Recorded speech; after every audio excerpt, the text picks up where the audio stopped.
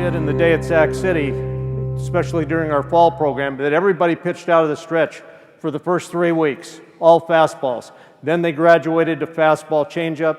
Then they graduated to inside fastballs and changeup. They didn't graduate until they could master the level that they were at. But I think it did a couple things for us, and there was a residue from kind of unintended consequences. One of the things that we found when we gave them a goal of that 1-2 to the plate, that their intent increased.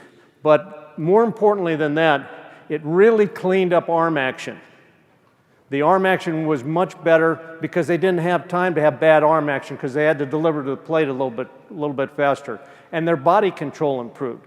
I think one thing you see, and you'll see it with guys riding a bike, and all of you have ridden a bike probably. When you ride the bike really slowly, how much control do you have? When you ride the bike faster, how much control do you have? Obviously, you have more control when you're moving faster. Now, obviously, in pitching, you got to find the sweet spot in that situation.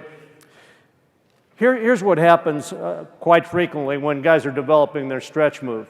They have a default position. Well, you know, they develop a stretch move in a running situation, and then they develop a stretch move for what they deem as a non-running situation. Here's the problem with that.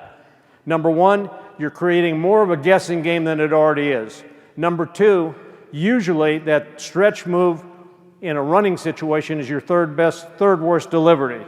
And the problem with that is this. Most of your big pitches in the game are made out of the stretch. In the big leagues, 42% of your pitches are made out of the stretch. 40% of them are off-speed pitches. The significance of that is that the off-speed pitch is going to be at least 1/10 of a second slower than your fastball.